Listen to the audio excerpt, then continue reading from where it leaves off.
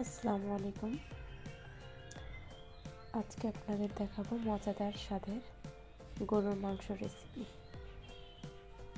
প্রথমে দিয়ে দিল রসুন বাটা, জিরা বাটা, আদা বাটা, মরিচ বাটা। এখন দিয়ে দিবে তেজপাতা, দারচিনি, গোলমরিচ এবং লবঙ্গ।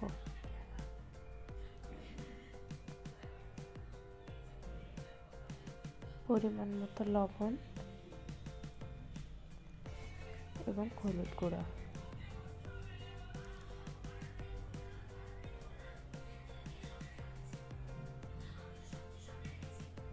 তেল দিয়ে এই মাংসটা এখন নাড়া যাবে না, ঢেকে দিতে হবে।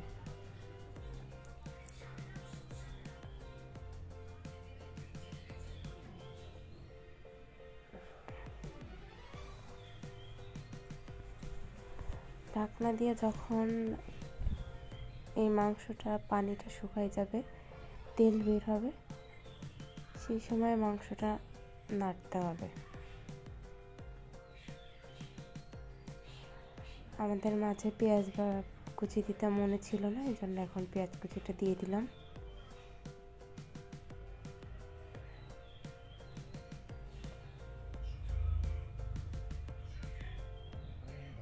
দেখতে পাচ্ছেন এখন পর্যন্ত কিন্তু আমরা নাড়ি নাই।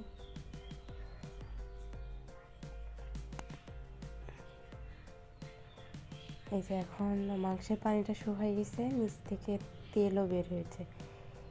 এই পর্যায়ে এসে মাংসটা নেড়ে দিতে হবে।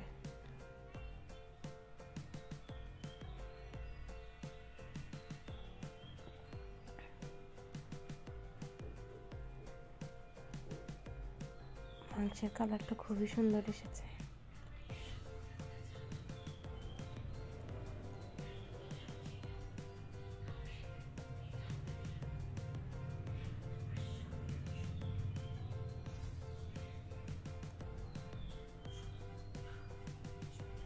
কিছুক্ষণ একটু কষিয়ে নিতে হবে, এভাবে নাড়াচাড়া করে কিছুক্ষণ কষিয়ে নেবেন।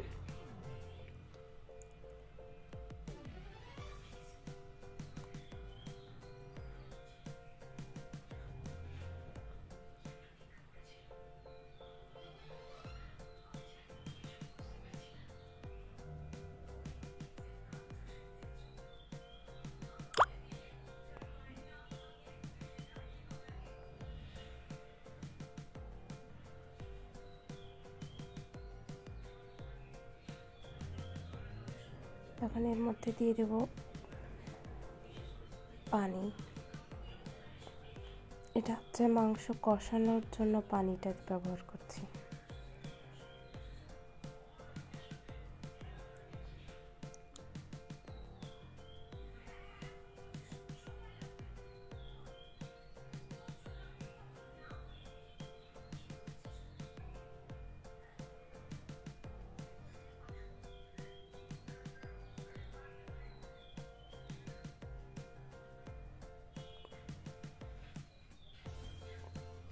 যে মাংসটা কষানো হয়ে গেছে, এর মধ্যে এবার হচ্ছে আমরা ঝোলের পানি দিয়ে দেব। ঝোলের পানিটা সবসময় চেষ্টা করবেন পানিটা আর একটা পাত্রে নিয়ে গরম করে ব্যবহার করতে।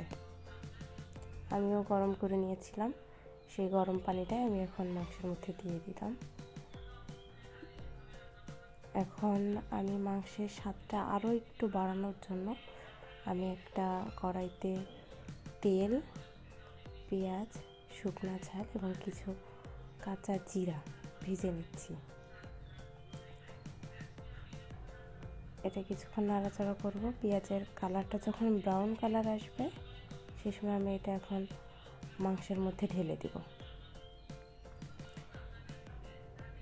ঢেলে দিয়ে ভালোভাবে মাংসের সাথে এটা মিশিয়ে নিব। মিশিয়ে নিয়ে 1 মিনিট মতো নাড়াচাড়া করে মাংসটা আমি নামিয়ে নিব।